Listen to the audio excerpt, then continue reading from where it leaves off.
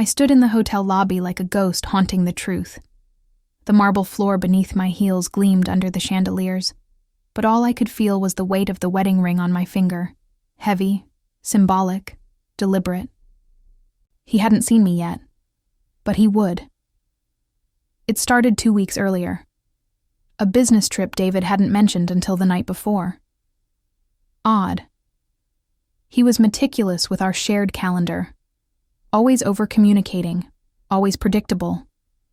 But this, one? No itinerary, no flight confirmation, just a vague, "You wouldn't be interested, babe. It's boring." Something felt off. I kissed him goodbye at the airport, smiling like the perfect wife he expected. But my gut burned. I waited until he cleared security, then turned around and started connecting the dots. It didn't take long.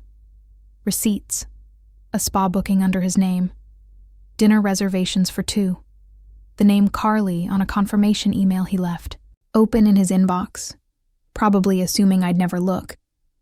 I never had before. But liars get lazy when they believe they're untouchable, and he believed that. Deeply.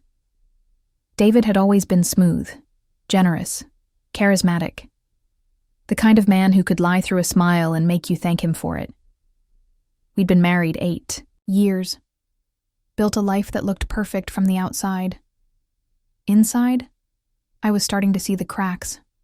I didn't cry. I didn't scream. I sat down at my desk and made a new plan, one that didn't involve begging or breaking, just witnessing. I booked a room at the same hotel, same weekend, same check-in time. I packed light, a silk blouse, red lipstick, and the dress he said made me look dangerous in the best way. I didn't tell Naomi. Not yet. This part was mine. Quiet rage, cold resolve. A woman standing at the edge of her own heartbreak, with eyes wide open. And now here I was, standing in the lobby of the hotel where he thought he could hide, wearing the ring he gave me, about to greet him and her, with a smile that knew too much. Because he didn't just cheat on me.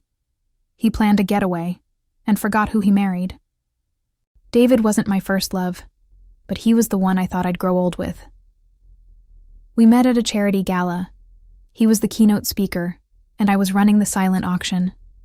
He made me laugh before dessert, kissed me before goodbye, and called me the next morning like a man who meant it. He was consistent, thoughtful, the kind of man who made promises and followed through. At least, that's who he was at the start. He sent flowers just because, held my hand at family dinners, took my coat like a gentleman from another time. He knew how to perform love, and I knew how to believe in it. We married 2 years later, a small ceremony, barefoot on the beach. He whispered, "It's just you and me now," as if he were writing vows for a movie. I wore those words like armor, like fact, like the truth I would never need to question. For the first 5 years, it worked. We built our life brick by brick, vacations, shared routines, long weekends in bed. He was always busy, but never absent. Always moving, but anchored. At least it seemed that way. I saw what I wanted. I loved the idea more than I knew. Over time, his hours got longer.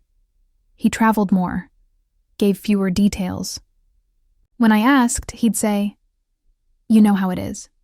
Deadlines, clients, chaos." And I nodded.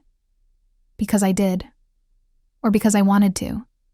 Or because the truth felt too heavy to chase. I stopped questioning it. Stopped checking calendars. Trust isn't supposed to be conditional, right? That's what I told myself when he missed another date night. When he canceled dinner with my parents. When he left my texts unread during entire weekends. He was always so convincing. That was his gift, and my curse. Even when I started to feel distance stretch between us like a growing silence, I called it stress. Work. Life. Not deceit. Never. Deceit, because the man I married wouldn't do that. Not to me. Not after everything we built. But love, I've learned, isn't proof of loyalty, and marriage isn't immunity to lies. He still kissed my forehead in the mornings, still sent emoji hearts from meetings, still held my waist at parties. The kind of affection that masks everything. That says, "Look how loved you are," while the foundation rots quietly beneath. It wasn't until I saw her name in his inbox that I realized I had been loyal to a version of him that no longer existed, and maybe hadn't existed for a long time. The signs were always there. But when you love someone, you rearrange the truth to keep the story intact. I told myself he was busy, not distant. Tired, not disinterested. Private, not secretive. But secrets leave stains, and eventually, even silence has a scent. He started locking his phone at night. At first, it was a password, then face recognition. "Company policy," he claimed. I nodded, pretending I hadn't noticed the smirk in his voice. Trust isn't blind. It's just willfully forgetful when it wants to be. He changed his cologne. Said he wanted something new. I asked if it was for a client dinner. He said it was for himself. But when he came home late that week, I smelled it before he walked in, mixed with perfume that wasn't mine. He got more careful with receipts, but not careful enough. I found a duplicate reservation to a restaurant we hadn't been to in months, only it was booked on a night he said he had a vendor meetup. When I asked about it, he said it was canceled last minute. The lies were smooth, practiced. He always added just enough detail to sound real. A name I couldn't confirm, a time I wouldn't remember. But his eyes, they never quite matched his mouth. And somewhere inside, I started writing the truth I wasn't ready to say out loud. He started working out more, buying new clothes, all under the banner of presentation. But he stopped dressing for me. No more asking, "How do I look?" No more teasing me for stealing his hoodies. His image became curated for someone else's gaze. One night, I reached for him in bed. He flinched, said he was just tired, rolled over, slept like a man with no guilt. I lay awake beside him, staring at the ceiling, wondering when my body had become invisible, when love turned into duty, when affection became performance. He forgot our anniversary, not the date, the meaning. He took me to dinner, but his eyes stayed on his phone. He smiled, but only when it buzzed. I wore red. He didn't notice. I wore silence. He didn't ask why. Naomi saw it before I did. "He's checked out," she said gently. "You're clinging to a ghost." I defended him. I always did. I said marriage was hard, that we were in a rough patch, that he just needed time. But time doesn't fix betrayal. It only delays the fall. And with every lie I swallowed, I built the cliff I would eventually have to jump from. I didn't find out by accident. I wasn't snooping or paranoid or insecure.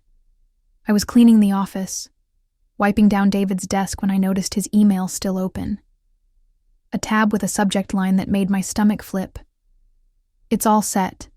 Babe, can't wait for our weekend." I shouldn't have clicked it, but I did. The message was from someone named Carly. She attached the reservation details for a resort 2 hours away. Romantic suite, couples massage, dinner for 2 under the stars. I read every word like they were carved into me. There was no business meeting, no corporate retreat. He was planning a getaway, but not with me. With her. A woman I'd never met, never heard of, never imagined was sharing my husband's pillow when I wasn't looking. I scrolled. More emails, messages, photos. Her calling him my love. Him replying, "Can't believe you're mine."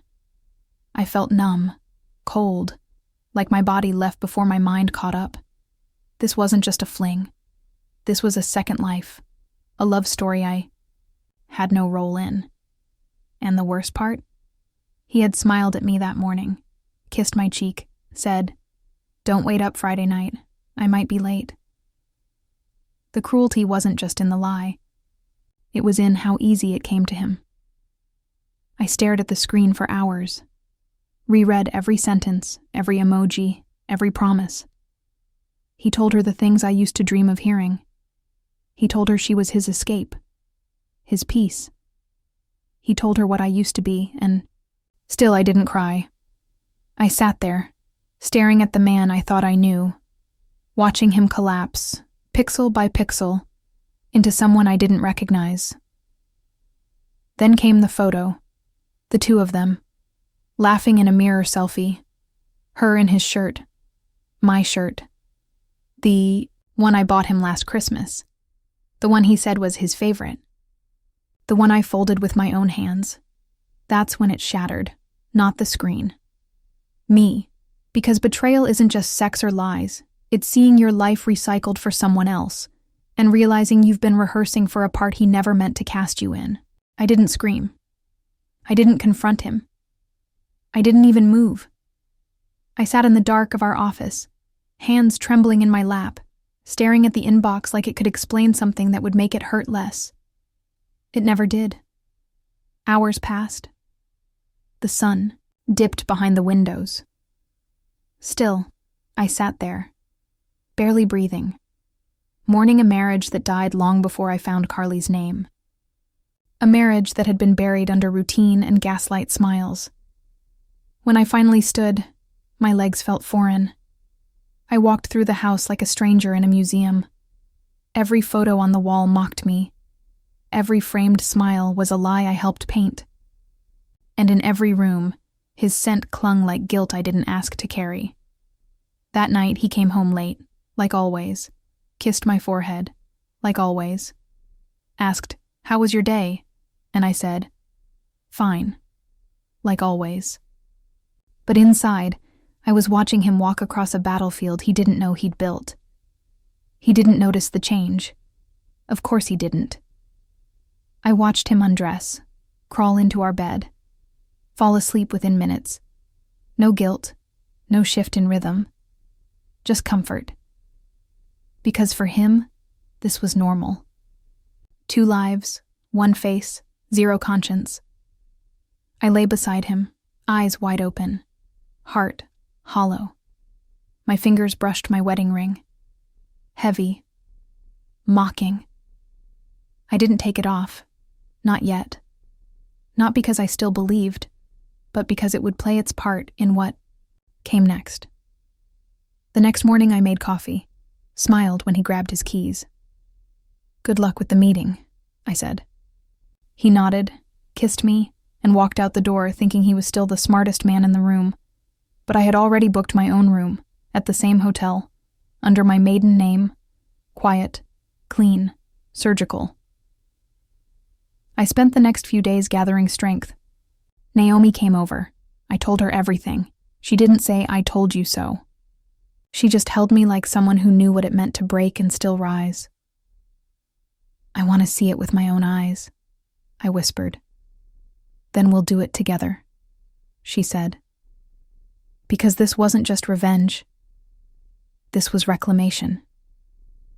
And I would meet the version of my husband he tried to keep hidden, wearing the ring he gave me, so he'd remember exactly what he threw away. I didn't rush. Revenge, I learned, isn't loud. It's methodical. It's choosing stillness over hysteria. I traced every detail of their little getaway like a detective collecting evidence. The hotel, the spa, the dinner for 2. I followed. The breadcrumbs he dropped like I'd followed his promises, only this time, with purpose. The reservation was under his name, but he listed himself as Mr. and Mrs. That part almost made me laugh. The irony burned. My name, legally his wife, erased for the benefit of his affair. It wasn't just cheating. It was impersonation. I called the hotel, posed as a personal assistant, confirmed the suite. "Yes, Mr. Porter will be arriving Friday," the concierge said. "Would you like to add any special amenities?" I smiled. "No, I'll handle that myself. I booked a separate room, top floor, facing the entrance. I wanted to see them arrive. I wanted him to see me the second he stepped out of that car. Naomi insisted on coming. She said, "You shouldn't have to face this alone." But I wasn't facing it anymore. I was orchestrating it. The night before the trip, David acted completely normal. Kissed my cheek, packed lightly, said he didn't need me to drop him off at the airport. He'd Uber. "Don't wait up," he smiled. I didn't. I just watched him walk out, fully unaware. Naomi drove us to the hotel. I wore the ring. The same blouse I wore on our anniversary 2 years ago. The one he said made me look like his entire future. I curled my hair, kept my lipstick clean. I didn't want to look like the woman he left. I wanted to look like the woman he underestimated. We checked in an hour before their arrival. I sat in the lounge by the window, sipping tea like it was champagne, calm, grounded. Naomi beside me like a shadow of strength. Then their car pulled in. He got out first, grinning, light on his feet. The man who left his wife at home to play, lover in a suite I'd probably helped pay for. Then she stepped out, young, glowing, clueless. They didn't see me. Not yet. But I saw everything, and I wasn't angry anymore. I was ready. I waited until they were handed their key cards, until they laughed at some inside joke, until he wrapped his arm around her waist like he used to do with me, casual, proprietary, rehearsed. Then I stood, adjusted my blouse, slid my ring into full view, and I walked straight toward them. His back was to me when I said, "David," just one word, sharp, familiar. His shoulders froze mid-motion.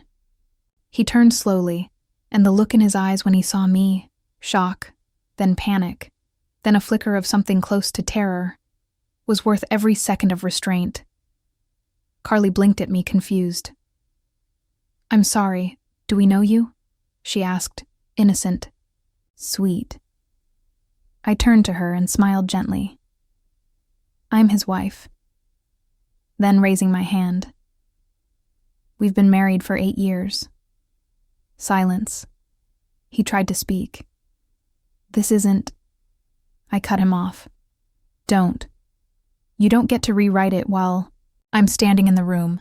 Carly stepped back. "You said you were divorced," she whispered, eyes wide. "You told me she was crazy. That she..." Her voice cracked. She looked between us like she was waking up from a dream into a nightmare. David reached for her. "I can explain." But she pulled away. I turned to the concierge. "Can you cancel their reservation? There seems to be a mistake. Mr. Porter forgot to mention he's already booked, for life." Naomi approached from behind, phone in hand. "Smile, David. You're about to go viral." He blanched. I wasn't bluffing. She had recorded the whole exchange, and we both knew what kind of damage that clip would do. To his reputation, his career, his carefully curated mask. He reached for my arm. I stepped back. "Touch me again, and I will press charges. Consider this your last free moment." Security arrived. Not for drama, just presence, calm, professional. They escorted him and Carly outside. She didn't look back. He did, but only once. And I made sure the last thing he saw was the ring he gave me, glinting in the light as I slid it off. I dropped it on the lobby floor, not in anger, in closure. Because vengeance isn't always destruction. Sometimes it's simply the truth, delivered. With elegance. I didn't go home right away. Naomi and I got a room for the night. Ours. No drama, no confrontation. Just room service, laughter, and the quiet kind of healing that only happens after you've burned the lie to the ground. That night, I slept, like a woman who had finally stopped lying to herself. In the morning, I watched the sun rise from the balcony, barefaced and barefoot, no ring, no rolls, just me. The woman he tried to manipulate, the woman he underestimated, the woman who met betrayal in silk and walked away with her name intact. Back home, I started making changes, small ones at first. I cleared his things from the closet, then the bathroom. I sold the furniture he picked, reclaimed the space he polluted. Every drawer I emptied felt like breathing deeper. Divorce papers came next. Clean, unapologetic. I didn't ask for an apology. I built my own closure. And this time, I signed my name with hands that no longer shook. People asked what happened. I just said, "He booked a romantic getaway. I just happened to show up." That was enough. Those who needed to know, knew. Those who didn't, they felt the shift in me even if I never told them why. I started therapy, returned to yoga, revisited my favorite cafe, the one I stopped going to because he didn't like the music. I met Naomi there once a week, and we made a ritual of it. New chapters written over old ones.